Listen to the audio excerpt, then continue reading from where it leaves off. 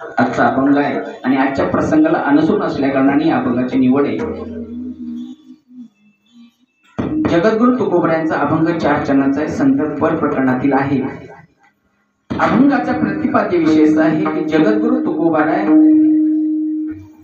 भगवान परमात्म्याच्या चिंतनात समरस झाल्यानंतर त्यांच्या जीवनात एकदा अचानक संतांची भेट झाली आणि त्या संतांची भेट कशाने झाली, त्याच्या मागचं कारण काय, याचं कारण मीमांसा प्रगट करणारा अभंग आहे. विठ्ठल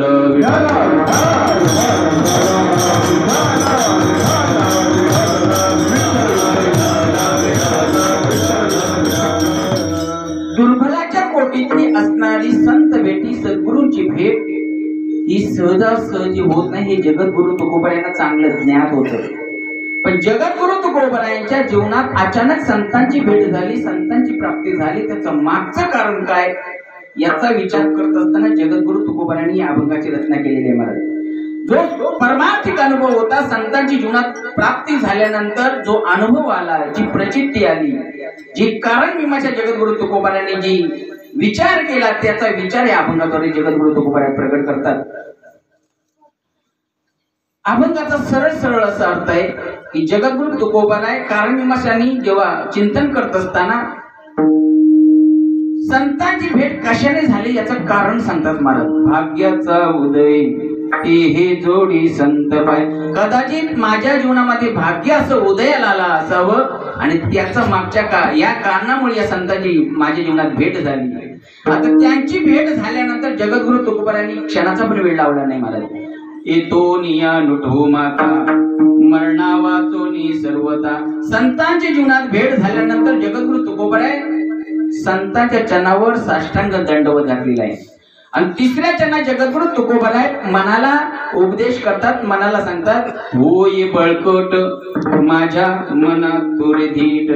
संतांची भेट झाली, त्यांच्या चरणावर डोकं ठेवलं आणि मग जगद्गुरु तुकोबरायला सांगतात, मनाला सांगतात, आता तू धीट हो. कारण परमार्थ करायचा की करायचा नाही हा विचार मनाचा आहे आणि म्हणून जगद्गुरु तुकोबराय मनाला सांगतात, मना तू धीट हो. आणि शेवटच्या चरणात जगद्गुरु तुकोबराय जेव्हा ती भक्ती संतांच्या सानिध्यात प्राप्त झाल्यानंतर ती भक्ती जी प्रगट झाली, ती प्रगट जी भक्ती झाली ती केवळ संतांच्या भेटीमुळे. आणि म्हणून जगद्गुरु तुकोबराय शेवटच्या चरणात साष्टांग दंडवत घातलेला आहे. तुकाला लुटांगणी आणि भक्ती भाग्य झाली जणी. विठ्ठल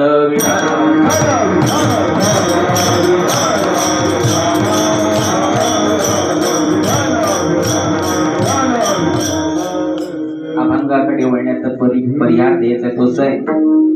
सालाबाद प्रमाणे अखंड हरिनाम सप्ताह मौजे देवली तालुका खेड जिल्हा रत्नागिरी आणि या सालाबाद प्रमाणे होणारा भव्य दिव्य सोहळा अखंड हरिनाम सप्ताह येथील ग्रामस्थांच्या सहयोगाने, मुंबईतील मंडळीच्या सहयोगाने हा जो साजरा केला जाणारा हा वर्षातला आपला उत्सव आहे नाही का, अखंड हरिनाम सप्ताह.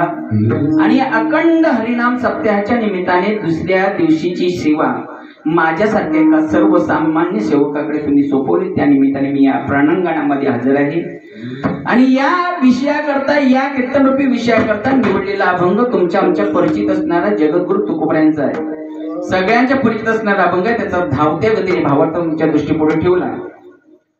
जगद्गुरु तुकोबराय या अभंगाच्या माध्यमातून परमार्थ करत असताना, परमार्थाचं चिंतन सतत त्यांचं चालू असताना त्यांच्या जीवनात अचानक संतांची भेट झाली. त्या भेटीचे कारण मीमांसा जगद्गुरु तुकोबराय या अभंगात प्रगट करतात. ती का कशाने झाली असावी, याचं मागचं कारण काय, याचं कारण शोधत असताना जे काही अनुभव आले ते यथार्थ वर्णन जगद्गुरु तुकोबराय या अभंगात करतात. आता कारण मीमांसा, आता विचारवंत पुरुषांचा किंवा संतांचा जर आपण विचार केला तर त्यांच्या जीवनात एखादी गोष्ट सहज प्राप्त झाली, ती का झाली, कशाने झाली, याचं मागचं कारण शोधतात. याच्या उलट आपलं आहे, आपल्या जीवनात एखादी गोष्ट प्राप्त झाली, एखादी आपल्याला गोष्ट प्राप्त झाल्यानंतर त्या गोष्टीचा आपण विचार न करता डायरेक्ट ती गोष्टीचा आपण उपभोग घेतो. विचारवंत पुरुषाचं लक्षण असं आहे, संतांचं लक्षण असं आहे की जीवनात एकदा संतांची भेट प्राप्त झाली, ती नेमकी कशाने झाली असावी, याच्या मागचं कारण काय, याचं कारण मीमांसाद्वारे ते त्या कारणापर्यंत जाऊन पोहोचतात. आता कारण मीमांसा म्हणजे काय, याच्या थोडक्यात जर आपल्याला पाहायचं म्हटलं तर जे प्राप्त झालेली वस्तू आहे ती प्राप्त का झाली असावी, त्याचं मागचं कारण काय, कोणत्या कारणामुळे प्राप्त झाली असावी, याचा यथार्थ आपण विचार केल्यानंतर त्या कारणापर्यंत पोहोचतो. त्याला कारण मीमांसा असे म्हणतात. विठ्ठल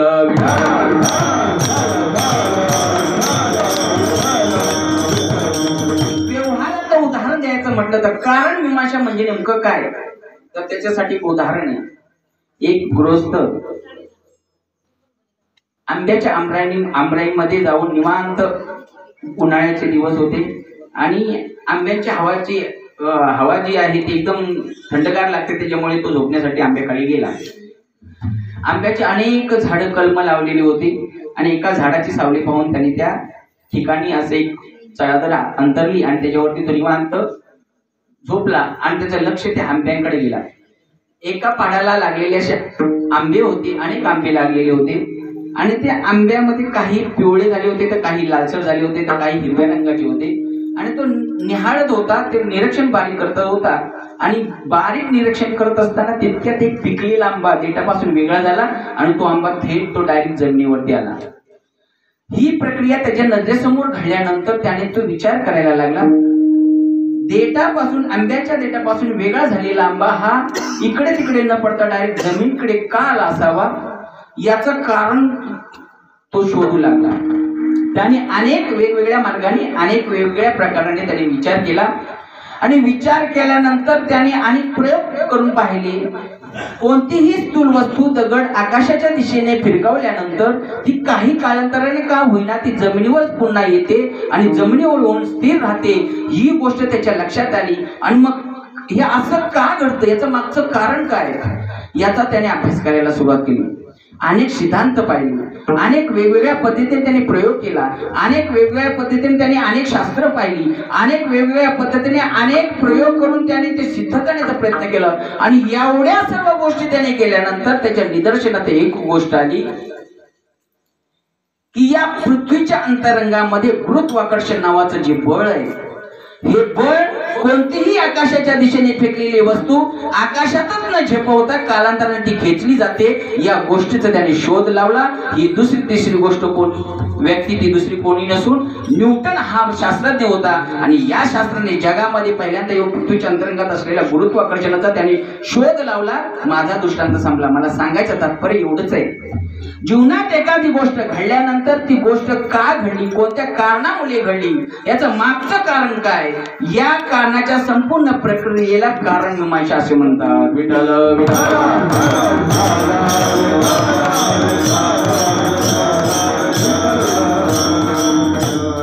हाच नियम जगद्गुरु तुकोबरा या अभंगात पूर्ण आपण पाहिला. जर अभंगाचं निरीक्षण केलं तर जो मी तुम्हाला उदाहरण सांगितला, जे नियम होते तेच नियम जगद्गुरु तुकोबरा या अभंगामध्ये वापरतात.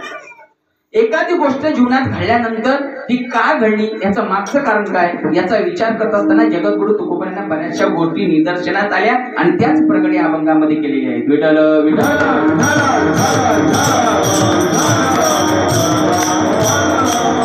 जगद्गुरु तुकोबरायांनी अनेक गोष्टींचा अभ्यास केला आणि त्यांच्या निदर्शनात ही गोष्ट आली. अनेक शास्त्र पाहिली.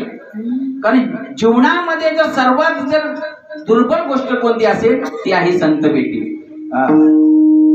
संत भेटी हे सहजासहजी प्राप्त होत नाही. जगद्गुरु तुकोबरांनी अनेक शास्त्र पाहिले, अनेक शास्त्र आणि विचारवंत पुरुषांची मतं पाहिली, तर त्यांच्या पण निदर्शनात आलं की संतांची भेट ही सहज होत नाही. त्याचं मागचं कारण असं आहे की संत भेट ही दुर्बल आहे.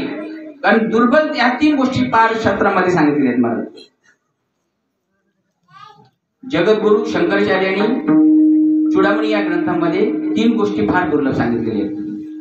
एक पहिली गोष्ट आहे मनुष्य देह दुर्लभ आहे, दुसरी गोष्ट मुमुक्ष अवस्था प्राप्त होणे ही दुर्लभ आहे आणि तिसरी गोष्ट आहे की संतांचा आश्रय म्हणजे संतांचा संग होणे ही गोष्ट दुर्लभ आहे. तो श्लोक आमच्या सर्वांच्या पाठ्यातील असणारा श्लोक असा आहे, दुर्लभ त्रयवेत दिव्यानुग्रह हेतुकम मनुष्यत्व मुमुक्षत्व महापुरुष संशया, असा श्लोक आहे. या श्लोकामध्ये तीन गोष्टी आचार्यांनी या यादीत घातलेल्या आहेत. त्यातली पहिली गोष्ट अशी आहे की मनुष्य नरदेह हा फार दुर्लभ आहे महाराज. तुम्ही म्हणाल हा दुर्लभ आहे, तो आम्हाला सहज प्राप्त झाला. सहज प्राप्त झाला म्हणून तर त्याची किंमत तुम्हाला आम्हाला कळत नाही, ती संतांना सांगावी लागली. हा देह जर हा एकदा आता प्राप्त झालेला जो देह आहे, हा देह एकदा आपल्या हातातून निसटला की पुन्हा प्रयत्न करा, पुन्हा देह प्राप्त होतो का पहा. त्याची मुख्य 3 कारण महाराज संतांनी सांगितले. देह दुर्लभ का दुर्लभ सांगता संत महात्मे, त्याचं पहिलं कारण सांगतो तुम्हाला. मनुष्य कर्म करत असताना मनुष्याच्या हातून चांगले आणि वाईट आणि चांगला असे 2 कर्म घडत असतात. चांगली कर्म केली तर त्याच्यापासून प्राप्त होतं ते पुण्य आहे, आणि वाईट जर कर्म तुम्ही केलं तर त्याच्यापासून जो फळ मिळणार आहे ते पाप आहे. पाप आणि पुण्य हे दोन्ही गोष्टी जरी आपण वापरात घेतल्या किंवा पापाच्या जोरावरती जरी आपण देवाकडे नैवेद्य मागितला तरी तो मिळत नाही, आणि पुण्याच्या जोरावरती जरी आपण भगवान परमात्म्याला सांगितलं, मी बरेच वेळा आम्ही कीर्तने केले, प्रवचने केले, भजने केले, देवा आम्हाला पुन्हा नरदी आहे, कदापि शक्य नाही. पाप आणि पुण्य या 2 गोष्टी समसमान होतात तेव्हाच हा नरदेह प्राप्त होतो असं शास्त्र सांगतं मला. म्हणून हा नरदेह दुर्लभ आहे. मनुष्य कर्म करत असताना चांगले वाईट कर्म त्याच्याकडून होतच असतात. आता जर चांगले कर्म केले, सदाचरण केला, शास्त्र नीतीनुसार आपण जर आपलं जीवन क्रमण केलं, आपण त्या पद्धतीने वागलो तर त्याच्यापासून प्राप्त होणार आहे ते पुण्य आहे. पुण्यामध्ये ही 2 प्रकार शास्त्राने सांगितले. एक सकाम पुण्य आहे आणि दुसरं निष्काम पुण्य आहे. सकाम पुण्य कशाला म्हणायचं, त्याचं शास्त्र, त्याचा अर्थ असा आहे शास्त्रामध्ये, स अधिक काम. काम म्हणजे इच्छा, सह म्हणजे इच्छा ठेवून जे काही आपण कर्म करत असतो त्याच्यापासून प्राप्त होणारे जे पुण्य आहे त्याला सकाम पुण्य असं म्हणतात. याच्यामध्ये संसारिक जीव तुम्ही आम्ही सर्वच याच्यामध्ये सकाम पुण्यामध्ये समाविष्ट होतो, कारण आपण प्रत्येक जे जे कार्य करतो त्याच्या मागचं काहीतरी उद्दिष्ट असतं आपलं, नाही का, काहीतरी आम्हाला जीवनात प्राप्त व्हावं या दृष्टिकोनातून आपण ते कार्य करतो. याच्यापासून प्राप्त होणारे फळ याला सकाम पुण्य असं म्हणतात. आता निष्काम पुण्य म्हणजे काय, तर निश अधिक काम, नि म्हणजे नाही, काम म्हणजे इच्छा. कोणतीही इच्छा न ठेवता हे कर्तव्यनिष्ठ जे कार्य केलं जातं त्याला काय म्हणतात, निष्काम पुण्य म्हणतात. कारण त्या कर्मातून प्राप्त होणारे जे पुण्य आहे त्याला निष्काम पुण्य म्हणतात. आणि या निष्काम पुण्य या वर्गामध्ये केवळ संत मंडळी त्याच्यामध्ये येते, कारण त्यांनी आयुष्यामध्ये कर्म करत असताना भीक मागायची पाळी आली तरी भगवान परमात्म्याकडे त्यांनी केव्हाच हात पसरले नाहीत. का, ते कर्तव्यनिष्ठ आहे. आणि या देहाचंच मुख्य काम आहे, या देहाचं जन्माला येण्याचं मागचं कारणच हे आहे की भगवान परमात्म्याची सेवा करावी. हे संतांना उमगलं आणि संतांनी म्हणून शेवटी भीक मागण्याची पाळी आली तरी संतांनी देवाकडे हात पसरले नाही. आणि या कर्मातून जे जे काही त्यांच्या जीवनात प्राप्त झालं त्याला निष्काम पुण्य असं म्हणतात. आणि म्हणून चंद्र सूर्य असेपर्यंतच्या आमच्या संतांची, आपल्या संतांची कीर्ती अजरामर आहे.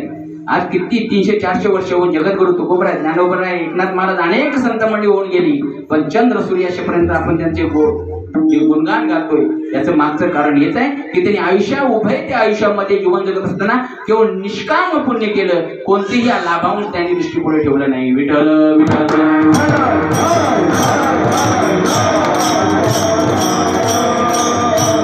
निष्काम पुण्य आपल्याबद्दल प्राप्त असलं, सकाम पुण्य जरी प्राप्त असलं आणि जरी पाप जरी आपल्या तुमच्या आमच्या जीवनात जरी प्राप्त असलं तरी पण आपण त्याच्या बदल्यात आपण पुन्हा नदी मिळू शकत नाही. हे जेव्हा समपातळी होईल, अधिक पुण्य नाही आणि अधिक पाप कमी नाही, म्हणजे समसमान पातळी झाल्यानंतर या देहाची निर्मिती आहे. म्हणून आचार्यांनी दुर्लभ मनुष्य देहाला सांगितलेले आहे. पहिलं कारण सांगितलं तुम्हाला. दुसरं कारण असं आहे, हा देह एकदा निघून गेल्यानंतर 114 कोटी योनी फिरल्यानंतर या पुन्हा देहाची प्राप्ती आहे.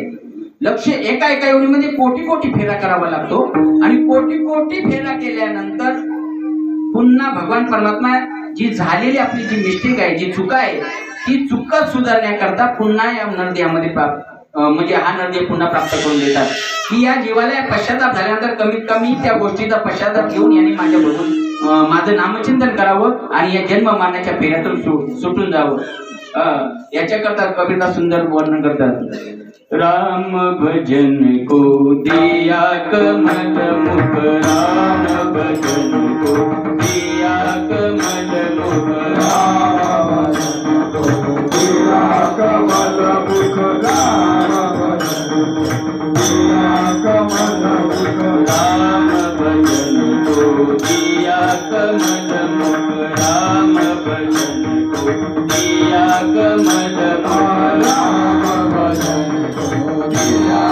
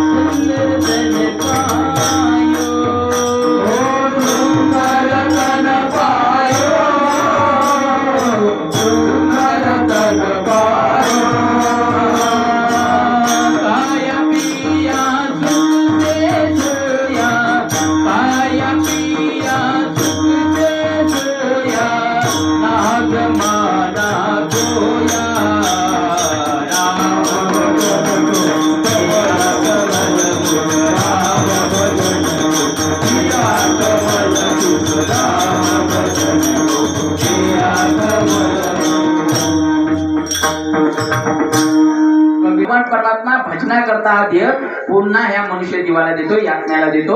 आणि मग आपण त्या देहाची किंमत ओळखायला पाहिजे. कारण एका एका योनीमध्ये कोटी कोटी फेरा झाल्यानंतर हा पूर्ण 184 योनीचा गावोसा फिरल्यानंतर पुन्हा भगवान परमात्मा आपल्याला देह प्राप्त करून देतो. त्याचं मागचं कारण एवढंच असं आहे, देवी दिला देह भजन गोमटा तो या झाला बाधा. केवळ भगवान परमात्मा भजनाकरता देह प्राप्त करून देतो. म्हणजे पहिलं कारण सांगितलं पाप पुण्य समसमान झाल्यानंतर देहाची प्राप्ती आहे. दुसरं 184 योनी फिरल्यानंतर पुन्हा देहाची प्राप्ती आहे. हे 2 कारण झाली. आणि आता तिसरं कारण असं आहे की जे शास्त्रामध्ये जे 1000 न्याय सांगितलेला आहे त्या 1000 न्यायापैकी काकटाळी हा एक न्याय आहे, जे न घडणार होतं पण ते अचानक घडले. जसं एखादा आंधळा व्यक्ती असावा, स्नानासाठी नदीवर गेल्यानंतर त्यांनी सहज पाण्यामध्ये डुबकी मारावी आणि भगवान परमात्माचं चिंतन करण्याकरता त्यांनी वरती टाळी वाजवावी, वरती हात करून टाळी वाजवावी आणि अचानक तो अतुंग योगायोगाने तो कावळा त्याच्या टाळीमध्ये सापडावा. असा जसा योगायोग आहे तसा मनुष्य नरदेह अचानक पावला हा देह काकटाळी न्याय न घडवते उपाय घडू आले. जगद्गुरु तुकोबराय वर्णन करतात, अचानक न घडणार होतं पण ते घडलं महाराज. या गोष्टीला काय जगद्गुरु तुकोबराय सांगतात की अचानक न घडणारी गोष्ट ती आपल्या जीवनात प्राप्त झाली. तसं मनुष्य नरदेह तुमच्या आमच्या जीवनात अचानक सापडलेला आहे. म्हणून अचानक सापडलेल्या देहाची काहीतरी सार्थकता व्हावी याच्याकरता भगवान परमात्मा नामचिंतन हे एकमेव साधन आहे महाराज.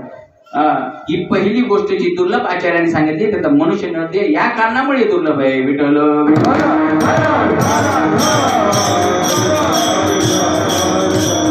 दुसरी गोष्ट जी दुर्लभ सांगितलेली आहे ती आहे मुमुक्ष अवस्था. परमार्थाला लागलेल्या अनेक जीवांपैकी एखादा जीव म्हणजे हजारामधला एक जीव भगवान परमात्म्यापर्यंत पोहोचतो. मुमुक्ष अवस्था म्हणजे काय, ज्याला तीव्र मोक्षाची इच्छा आहे, तो सतत चिंतन भगवान परमात्म्याच्या नामचिंतनात राहून सतत तो चिंतन करत भगवान परमात्म्यापर्यंत आपल्याला कसं पोहोचता येईल याचा तो सतत विचार करत असतो. याच व्यक्तीला मुमुक्ष असं म्हणतात. बरीच लोक या जगामध्ये वावरणारी आहेत, जन्माला आलेली आहेत, पण सर्वच लोक चिंतन करतात अशातली गोष्ट नाही. केवळ आपल्या महाराष्ट्राचा जर आपण विचार केला तर महाराष्ट्रामध्ये जवळजवळ 18 ते 19 कोटी एवढी लोकसंख्या आहे. आणि एवढी लोकसंख्या असताना सुद्धा सगळी लोक वारीला जातात अशातला भाग नाही. सर्वांनीच माळा घातल्यात अशातला भाग नाही. त्यातली निम्मी लोक, जर आपण वारीला गेलो तर किती लोक येतात पंढरपूरला, आपल्या लक्षात येईल की त्यातली जी लोकसंख्या आहे त्यातला एखादा दुसरा म्हणजे 2-4% पकडा, एवढी लोक महाराज परमार्थाला लागले. जी परमार्थाला लागलेली जी लोक आहेत ते बरंच असं करतात, चिंतन करतात किंवा परमार्थाला लागतात अशातली गोष्ट नाही. तेही करते आपल्या जीवनात परमार्थ करताना अगदी थोडंच करतात. म्हणजे एवढी लोकसंख्या असून सुद्धा जे भगवान परमात्म्याकडे जे सेवा करतात किंवा चिंतन करतात, भगवान परमात्म्याला प्राप्त करण्यासाठी सतत झटपटत असतात, ही लोकही जगाच्या पाठीवरती फार कमी आहेत. आणि या लोकांची कमतरता असल्यामुळे मुमुक्ष अवस्था प्राप्त होणारी जी लोक आहेत तीही कमीच आहे. गीतेमध्ये गोड वर्णन आलेलं महाराज. गीतेमध्ये वर्णन करताना भगवान परमात्मा अर्जुनाला सांगतो की 10,000 म्हणजे हजारामधल्या एखाद्या व्यक्ती मोक्ष अवस्था प्राप्त होते. म्हणजे परमार्थाला लागलेल्या लोकांपैकी एखादा दुसरा विरला पावे ऐसा कोण. जगद्गुरु तुकोबराय सांगतात विरला पावे एखादा दुसरा कोणीतरी ते भगवान परमात्म्याच्या तीर्थापर्यंत म्हणजे भगवान परमात्म्याकडे पोहोचण्याचा प्रयत्न करत असतो. म्हणजे हजारामध्ये माऊलींनी गीतेमध्ये त्याचे एक गोड वर्णन केलेलं आहे. माऊली म्हणतात त्या काळात म्हणजे हजारामध्ये एक व्यक्ती मुमुक्ष अवस्था प्राप्त होत होती. पण माऊली म्हणतात ते 5000 वर्षापूर्वीची गोष्ट आहे. पण माऊली म्हणतात आता कलियुगाच्या हिशोबाने जर आपण जर पाहायला गेलो रिगता ती कोटीवरी, माऊली म्हणतात जे परमार्थाला लागलेले आहेत जो कोटीमध्ये एक असाच हा भगवान परमात्म्यापर्यंत पोहोचतो. आणि भगवान परमात्म्यापर्यंत पोहोचल्यानंतर तो सतत भगवंताकडे आपल्याला कसं एकरूप होता येईल याचा विचार करत असतो. मुमुक्ष म्हटला की देह राहावं अथवा जावो आणि विठ्ठल चरणी दृढ भाव हा ज्याचा विषय आहे असा जो विषय बनलेला आहे त्यालाच मुमुक्ष असं म्हणतात. पुढे जगद्गुरु तुकोबरायांच्या भाष्य जर सांगायचं झालं तर जगद्गुरु तुकोबराय मोक्ष कशाला म्हणतात? भक्त ऐसे जाना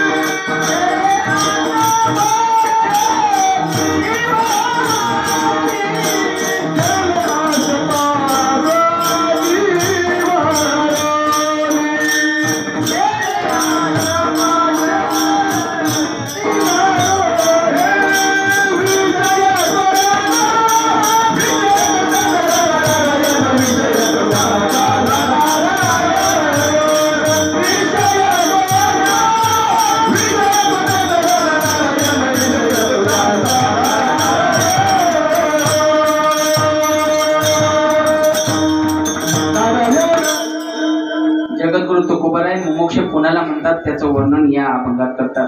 भक्त ऐसे जाना जे देई उदास, गेले आशापास निवारोनी, विषय तो त्यांचा झाला नारायण, नावडे जनधन माता पिता. ही ज्याची स्थिती ज्या साधकाची झालेली असते त्या साधकाला संत महात्मे मुमुक्ष म्हणतात. कारण भगवान परमात्म्या व्यतिरिक्त त्यांच्या जीवनात कोणतीही गोष्ट आपल्याला आवडते, या सगळ्या गोष्टी नावडते आहेत, फक्त भगवान परमात्मा आवडता आहे, या स्थितीला मुमुक्ष अवस्था असे म्हणतात. आणि म्हणून ही अवस्था जगत माऊली मोत्याचं गोड वर्णन करतात. अस्त्रीच्या महापुरी रिगदाची कोटीवरी, प्राप्तीच्या पहिले तिरी विपाईला निघे. माऊली म्हणतात कोटीमध्ये एक अशा साधकाला ही अवस्था प्राप्त होते आणि म्हणून ती दुर्लभ आहे. विठ्ठल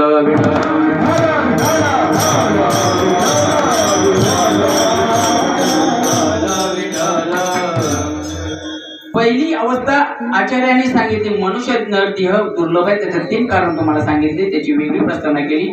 आता मुमुक्ष अवस्था का दुर्लभ आहे याच्यासाठी तुम्हाला एवढी वेगळी प्रस्तावना केली. ते का दुर्लभ आहे, ही अवस्था कशामुळे प्राप्त होते आणि ती किती दुर्लभ आहे याच्यासाठी तुम्हाला वेगळी प्रस्तावना केली. आता आपण आपल्या या जन्मामध्ये मनुष्य नरदेह दुर्लभ आहे दुर्लभ आहे दुर्लभ आहे जर असं म्हटलं तर महाराज ते पुन्हा प्राप्त होईल याची शाश्वती नाही. मग प्राप्त जे आहे त्याच्यामुळे जे प्राप्त आहे जो नरदेह प्राप्त झालेला आहे त्याच्यामुळे आपण सध्या त्या नरदेहाचा विचार आपण आपल्या डोक्यातून काढून टाकावा. का? कारण या चालू स्थितीला भगवान परमात्म्याने सुंदर असा 3.5 हाताचा आपल्या स्वतःच्या 3.5 हाताचा असणारा नरदेह भगवान परमात्म्याने सुशोभित असा करून तुम्हाला दिलेला आहे. त्याच्यामुळे नरदेह दुर्लभ जरी असलं तरी त्या गोष्टीचा विषय आपण आपल्या मनातून काढून टाकावा. जो प्राप्त आहे त्याचा विचार करावा. मनुष्य नरदेह दुर्लभ आहे तो प्राप्त आहे, तशी मोक्ष अवस्था दुर्लभ आहे तीही प्राप्त आहे असं म्हणायला काही हरकत नाही. का?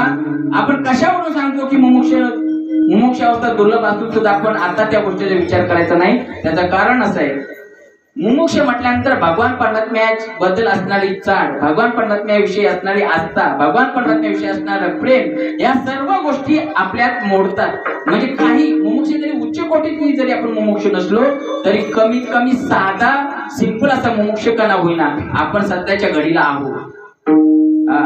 त्याचं कारण तुम्हाला सांगतो, कारण आपण जर मुमुक्ष नसतो तर केवळ आपण घरात झोपी गेलो असतो, अखंड हरिनाम सप्ताह आपण साजरा केला नसता. मुमुक्ष आहोत, भगवान परमात्म्याविषयी प्रेम आहे, भगवान परमात्म्याविषयी आस्था आहे आणि आपल्याला काहीतरी आपल्या जीवनात घडावं असं मनामध्ये उद्दिष्ट आहे.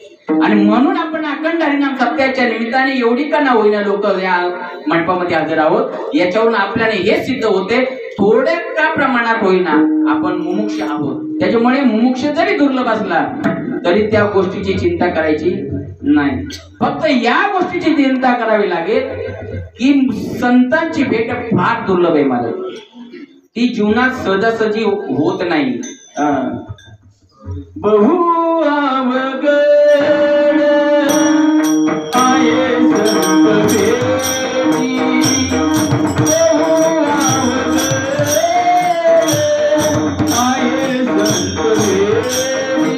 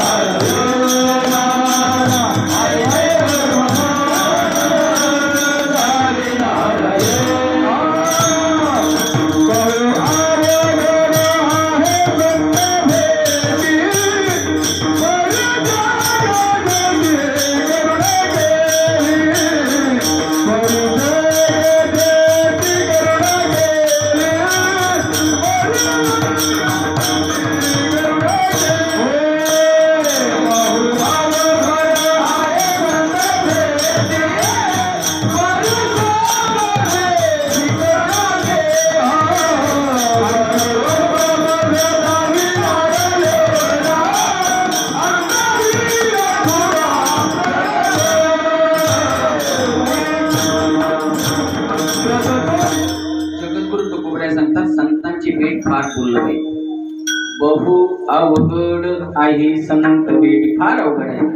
मग अवघड आहे दुर्लभ आहे आणि संतांची प्रमाण पाहिली मग आपण असा विचार करायचा नाही की दुर्लभ आहे अवघड आहे मग त्या गोष्टीच्या भानगडीत सध्या आपण पडायचं नाही, असं कोणी विचार करू नये. जी अवघड असली दुर्लभ असली तरी अशक्य अशी मुळीच नाही.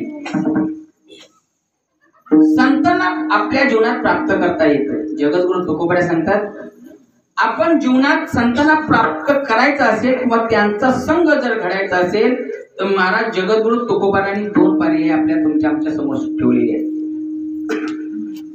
आपण अनेक प्रमाणाविषयी आपण पाहिलेलं आहे की संतांची जी भेट आहे फार दुर्लभ आहे. आता दुर्लभामध्ये ही दोन प्रकार आहेत महाराज. एक सामान्य दुर्लभ आहे आणि दुसरे विशेष दुर्लभ आहे. सामान्य दुर्लभ त्या गोष्टीला म्हणायचं दुर्लभ आहे पण काही अंशी प्रयत्न केला असता जीवनामध्ये ती गोष्ट प्राप्त होते. या सर्व गोष्टीला काय म्हणतात? सामान्य दुर्लभ म्हणतात. आणि विशेष दुर्लभ तिला म्हणायचं जिच्याकरता सतत प्रयत्न केलेले प्रयत्न निष्फळ ठरतात. त्या प्रयत्नाच्या शेवटी ती गोष्ट आपल्याला प्राप्त होत नाही, निराश व्हावं लागतं. अशा सर्व गोष्टींना विशेष दुर्लभ असं म्हणतात. आता सामान्य दुर्लभाची बरीचशी उदाहरणं आलेली आहेत महाराज. थोडं आता भागवतामध्ये आल्यानंतर भागवताच्या दुसऱ्या अध्यायामध्ये काही उदाहरणं एकनाथ महाराजांनी सांगितलेली आहे. त्याचं पहिलं उदाहरण असं आहे, व्याघ्र सिंहाचे दूत जोडे, चंद्रामृत हाता चढे, परी हरिप्रायांची भेटी ना तोडे, दुर्लभ गाढ मनुष्या असं वर्णन केलेलं. त्याचं पहिलं उदाहरण घ्या. परत मग एकनाथ महाराजांचं आपण याच समानार्थ जर प्रमाण पाहायला गेलो तर त्यांनी काही उदाहरणं त्याच्यामध्ये दिलेली आहेत. चंद्रामृत सुख सेवेल, रवी असता जाता धरवेल, बाये हिळा सागर तरवेल, परी त्या साधूंची भेटी न होई गा, ऐसे कैसे आणि भेटती ते साधू. असं एकनाथ महाराजांनी उदाहरणं दिली. ही जी उदाहरणं जर आपण पाहिली तर ही दुर्लभ आहे पण सामान्य दुर्लभ आहे. त्याचं पहिलं उदाहरण घ्या, व्याघ्र सिंहाचे दूध जोडी. व्याघ्र म्हणजे वाघणीचं दूध काढणं दुर्लभ आहे का सुलभ आहे? बोलत चला माझ्या बरोबर. दुर्लभ आहे की सुलभ आहे? दुर्लभ आहे. का तर वाघणीचं दूध काढण्यासाठी महाराज तीन गोष्टी असाव्या लागतात. एक पहिली ती व्यक्ती श्रीमंत असावी, दुसरं त्याचं शूर आणि वीर असावी आणि तिसरं कारण त्याचं काळीज हे वाघाचंच असावं. या तिन्ही गोष्टी जर त्याच्याकडे असतील तरच तो वाघणीचं दूध काढू शकतो, अन्यथा काढू शकत नाही. एक घडलेला प्रसंग तुम्हाला सांगतो. अखंड हरिनाम सप्त्यासारखा जसं देवली गावामध्ये जसा कार्यक्रम चालू आहे, तो एका गावामध्ये कार्यक्रम चालू होता आणि कार्यक्रमाच्या निमित्ताने तो त्या गावामध्ये आला होता. आणि तो पाहुणा असल्यामुळे सकाळच्या प्रहरी त्याला थोडस प्रेशर आल्यानंतर म्हणून पायाखाली दिसायला चालू झालं होतं, म्हणून त्याने डबा भरला आणि तो असा दूर गावापासून म्हणजे असं जंगल होतं त्या साईडला तो गेला. गेल्यानंतर त्याने सगळी तयारी केली, बसणार इतकं त्याला चाहू लागली म्हणून त्याने जाळीच्या दिशेने पाहिलं तर खरंच साक्षात तो वाघ त्या ठिकाणी होता. तो गेलेल्या पावळ्यामध्ये तसाच पळत पुन्हा घरी आला. घरी आल्यानंतर हे सगळा वृत्तांत तो आपल्या मित्राला सांगू लागला. मित्राला म्हणतो, अरे मित्रा, मी विधी करता प्रांत विधी करता मी म्हणलो दूर गेलो होतो पण मी अचानक वाघ पाहिला. तो मित्र थोडा विनोदी भूमिकेचा होता. तो म्हटला वाघ पाहिलं नक्की काय? म्हणा, अरे हा खरंच मी नक्की पाहिला. मग काय म्हणाला? तो म्हटला तो काहीच नाही म्हणाला, मी फक्त त्याला एवढंच म्हटलो, बाबा रे तू आपलं तुझं निवांत करून घे, कारण तुला पाहिल्यानंतर माझी संपूर्ण चटितच झाली आहे. विठ्ठल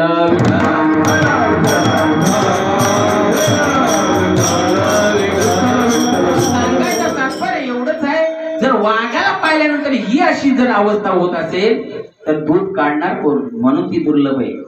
दुर्लभ आहे पण सामान्य दुर्लभ आहे.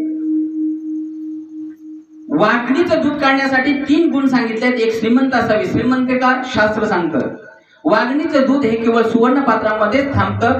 दुसऱ्या पात्रामध्ये जर आपण काढण्याचा प्रयत्न केला किंवा ठेवण्याचा प्रयत्न केला तर त्याला छिद्र पडून ते जमिनीच्या दिशेने निघून जातं. तुमचा विश्वास नसेल तर प्रयोग करून पहा. विठ्ठल विठ्ठल.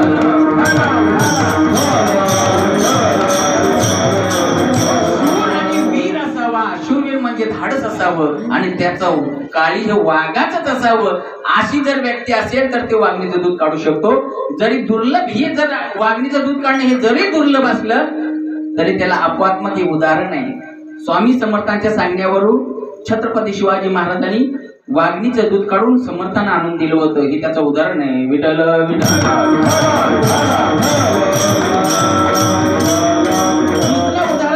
महाराजांनी दिलेले सूर्याला अस्ताला जाणं थांबवणं हे दुर्लभ आहे का सुलभ आहे? दुर्लभ आहे. आपण कितीही जरी बोंबलं सांगितलं म्हटलं आज मावळायचा नाही, तो मावळणारच. पण एका महान प्रतिवतेच्या इशाऱ्याने आपल्या भारत देशामध्ये होऊन गेलेली ती प्रतिवता आहे. तिने काही काळ का होईना सूर्याला अस्ताला जाण्याचं थांबवलं. हे जरी दुर्लभ असलं तरी त्या प्रतिवतेमध्ये एवढं सामर्थ्य होतं, तिने त्या सूर्याला थांबवलं होतं जागच्या जागी. महाराज या गोष्टी दुर्लभ जरी आला, रवी अस्त जाता धरवील, सूर्याला अस्त जाण्याकरता आपण थांबू शकत नाही, पण त्या स्त्रीने थांबवलं महाराज. हे त्याचं उदाहरण आहे. तिसरं उदाहरण एकनाथ महाराजांनी दिलेलं आहे की सागरामध्ये तरुण जाणं दुर्लभ आहे का सुलभ आहे? दुर्लभ आहे. दुर्लभ का? कारण समुद्राचं वर्णन करताना आयुर्यमाचलम समुद्रमापम, ज्याचं मोजमाप होत नाही, त्याच्यामध्ये किती पाणी हे सांगता येत नाही, तो इथून त्यातून विस्तृत असा पसरलेला आहे, त्याला समुद्राचं म्हणतात. पण या समुद्रामध्ये तरुण जाणं दुर्लभ जरी असलं तरी सावरकरांचं उदाहरण दृष्टीपुढे आपल्या समोर आणा. जेव्हा त्याला काळ्या पाण्याची शिक्षा झाली, सावरकरांना जेलमध्ये टाकण्यात आलं, तेव्हा सावरकरांनी काही दिवसांनी पलायन केलं जेलमधून आणि भर समुद्रामध्ये उडी टाकली आणि कितीतरी दिवस ती समुद्रामध्ये तरली मारली. मला सांगायचा मुद्दा एवढाच आहे की 3-4 उदाहरणं जे एकनाथ महाराजांनी सांगितले ही दुर्लभ या कोटीची जरी असली तरी सामान्य दुर्लभ आहे. त्या गोष्टी करता जर आपण प्रयत्न केले तर प्रयत्न अंतिम त्या गोष्टी साध्य होतात, म्हणून ते सामान्य दुर्लभ आहे. पण दुसरी जर आपण गोष्ट विचारात घेतली जी विशेष दुर्लभ आहे ती आहे संत भेटी. त्याच्याकरता आपण जर प्रयत्न केले तर केलेले प्रयत्न निष्फळ ठरतात महाराज. तुम्ही कितीही प्रयत्न करा, कितीही नाना तऱ्हेचे उपाय योजा, पण संतांच्या भेटी करता तुम्ही केलेल्या उपायाची जी किंमत आहे महाराज झिरो होते. याच्याकरता उदाहरण तुम्हाला एक देतो. गरिबांचा वाडी परमपूज्य सद्गुरू सीताराम स्वामींनी लिखाण केलेले ग्रंथ आहे. त्यांनी जवळजवळ 3 ते 4 पुस्तकांचं लिखाण केलेलं आहे. 108 श्लोकांचा त्यांनी श्लोक लिहिलेले आहेत. अशा त्यांनी लिहिलेल्या या सुअनुभवाने त्यांनी तो लिखाण केलेला आहे. त्याचं नाव आहे गरिबांचा वाली. या गरिबांच्या वाली या ग्रंथामध्ये त्यांनी आपला सुअनुभव प्रगट केलेला आहे. संतांची जीवनात भेटी किती अवघड आहे याचं वर्णन करत असताना, लिखाण करत असताना त्यांनी स्वतःची विभूती घेतली, त्यामध्ये वापरलेली आहे.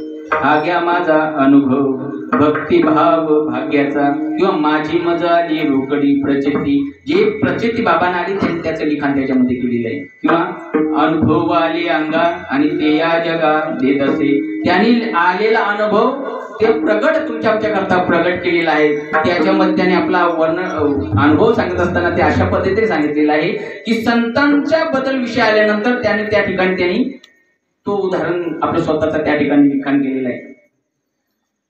परमपूज्य सद्गुरू सीताराम स्वामी पिंपळवाडी या गावामध्ये जन्माला आल्यानंतर असे सद्गुरू जन्माला आले की उपस्थित त्यांना ज्ञान होतं महाराज. गुरुपद हे जसं त्याचा परमार्थ होत गेला, वाढत गेला, तसं त्यांना विभूती हनुमंतरायांचा साक्षात्कार आणि दत्तगुरु भगवान परमात्म्याचा सतत दृष्टांत त्यांना होत होते. जवळजवळ 12-13 वर्षाचे असताना ते सहज एकदा गुरांना घेऊन आपल्या नदीच्या किनाऱ्यावरती एका ठिकाणी गुरं लावले. त्या ठिकाणी ये वाळूमध्ये, आता 12-13 वर्षाचं किती ज्ञान असणार हो, पोरपट स्वभाव. त्यांनी काय, पण चिंतनाचं सतत त्यांना ध्यास असल्यामुळे त्यांनी काय केलं, बसता खेळता खेळता भगवान शंकराचं पिंड लिंग तयार केलं आणि त्या लिंगाच्या साईडला त्याने असा आकार पिंडीचा दिला आणि त्या साईडला चिंतन करत बसले. चिंतन करत असताना त्यांचं मन एकाग्र झालं आणि सतत चिंतनाच्या माध्यमातून त्यांनी जप सतत चालू केला. आणि तो जप सतत मुखामध्ये असताना एक प्रसंग त्या ठिकाणी असा घडला की अचानक त्या जंगलातून एक असा भयानक मोठा नाग, काळा सर्प त्या ठिकाणी आला. आल्यानंतर त्यांनी बाबांनी जी केलेली पिंड होती त्या पिंडीवरती त्यांनी वेटोळे मारले आणि फणा उगारून समोर उभा राहिला.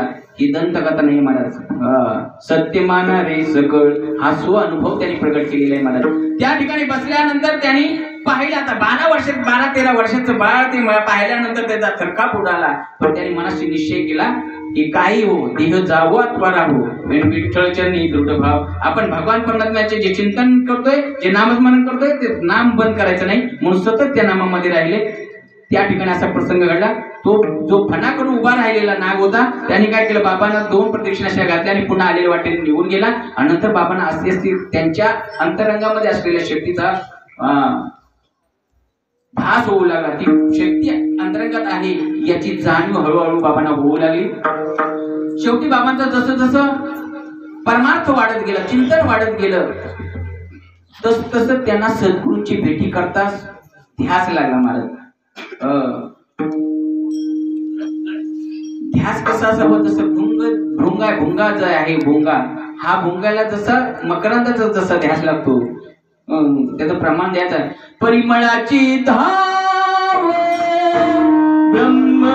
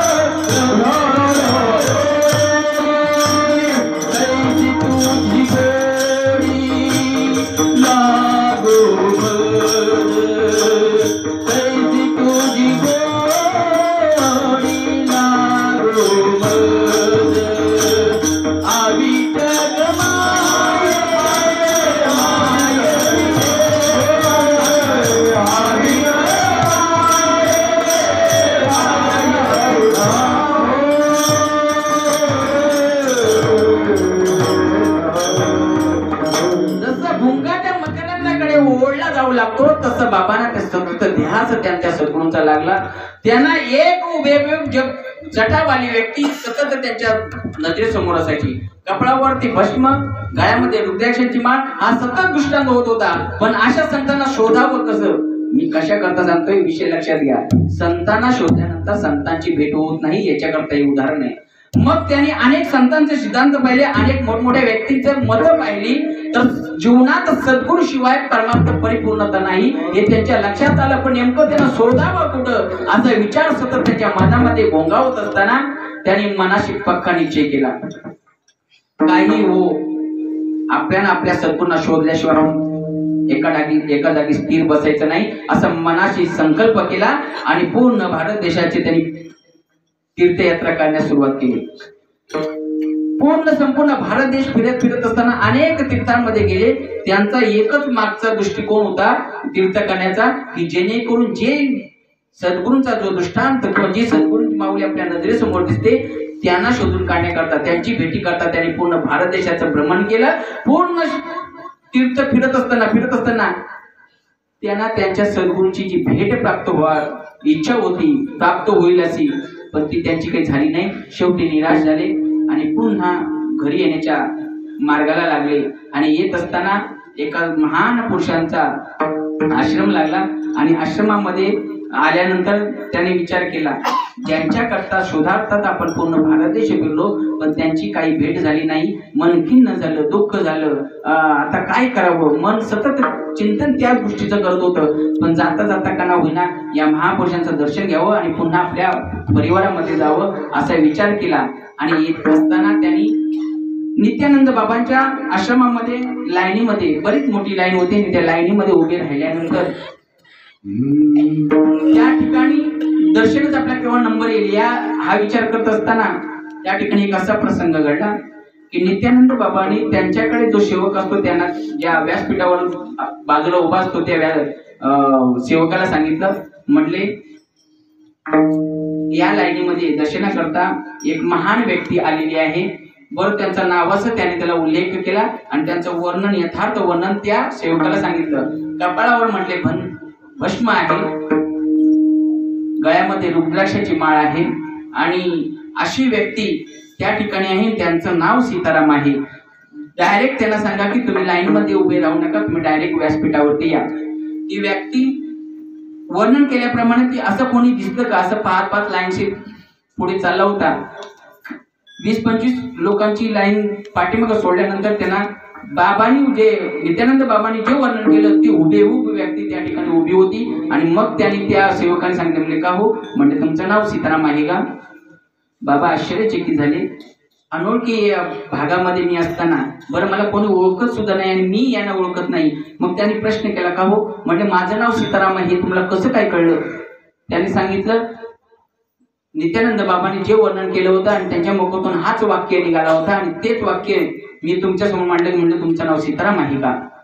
मग बाबांनी त्यांना आश्चर्यचकित म्हणजे आश्चर्याचा धक्का बसण्यासारखा होता, कारण अनोळखी व्यक्ती डायरेक्ट नावासह पुकारते म्हटल्यानंतर त्या ठिकाणी आश्चर्य बसण्याची शक्यता आहे. आणि मग बाबांनी त्या सेवकाच्या पाठीमागे आणि तो सेवक पुढे गेल्यानंतर त्या ठिकाणी गेले. नित्यानंद बाबांचं साष्टांग दंडवत घालून दर्शन घेतलं. श्री संतांची ये माताच्या नावारी साष्टांग हे करी दंडवत, या उक्तीप्रमाणे त्यांनी साष्टांग दंडवत घातला. आणि मग नित्यानंद बाबांनी सांगितलं, म्हणले सीतारामा, अरे संपूर्ण भारत देश तू सद्गुरूंच्या शोधात फिरतोय आणि तू फिरून फिरून आता थकलास आणि पुन्हा घराच्या मार्गाकडे तू निघालास. म्हटले, अरे ते सद्गुरू भेटण्याकरता अजून अवधी आहे, जवळजवळ 2 वर्षाचा कालावधी आहे. म्हटले, तुला त्यांना शोधण्याची काही गरज नाही, तुम्हाला ते स्वतःहून आपोआप बोलून घेतील. मग बाबांचं थोडं समाधान झालं. म्हणले, जे तीर्थ अनेक केले, अनेक कष्ट सहन केले, पण आता थोडा मनाला दिलासा मिळाला. आणि मग बाबांनी त्यांचं दर्शन घेतलं, पुन्हा प्रपंचाकडे आले.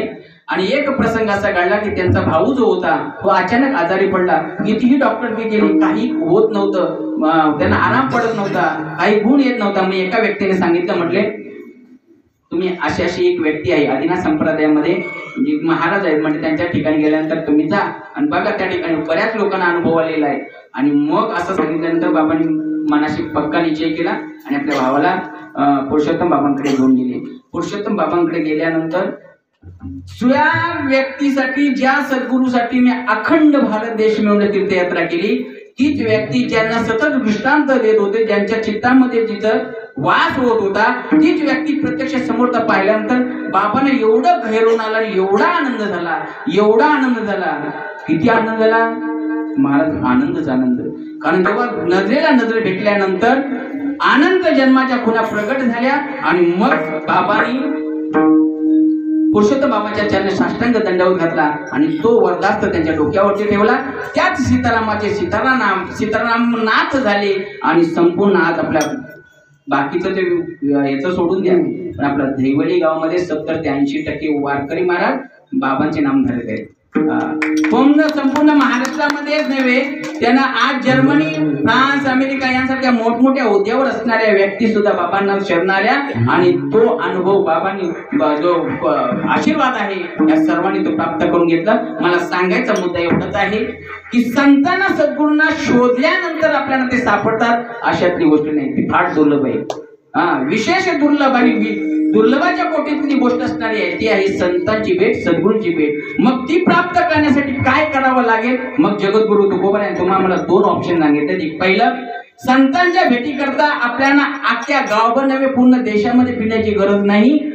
जगद्गुरु तुकोबा सांगतात, तुम्ही फक्त त्यांच्या भेटीच्या योग्यतेचे बना. फक्त तुम्ही स्वतः जर त्यांच्या भेटीच्या योग्यतेचे बनला तर ते तुम्हाला शोधण्याकरता फिरण्याची गरज नाही, ते स्वतःहून तुम्हाला सापडवतील. मी नेहमी उदाहरण सांगत असतो, आंब्याने पोपट्याच्या शोधात कधीच फिरू नये, पण आंब्याने काय करावं, स्वतः परिपक्व दशेला यावं. तो पोपट त्या ठिकाणी आल्याशिवाय आणि स्वाद घेतल्याशिवाय राहणार नाही. तसं आपण आपल्या विचार करून संतांच्या शोधात फिरण्याची भानगडीत पडू नये, फक्त आपण परिपक्व दशेला यावं. कसं?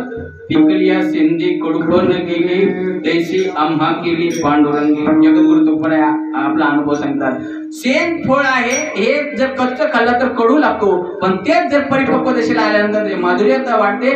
तसं आपण अंतरंगाने पिकावं म्हणजे आपल्या ठिकाणी 3 दोष आहेत महाराज. एक मळ, विक्षेप आणि आवरण. मळ नावाचा जो दोष आहे हा भगवंताच्या नामचिंतनाने जातो. म्हणून याच्यासाठी भगवान परमात्म्याची सेवा करावी, भगवंताचं नामस्मरण करावं. सेवा ते आवडी उच्चारावे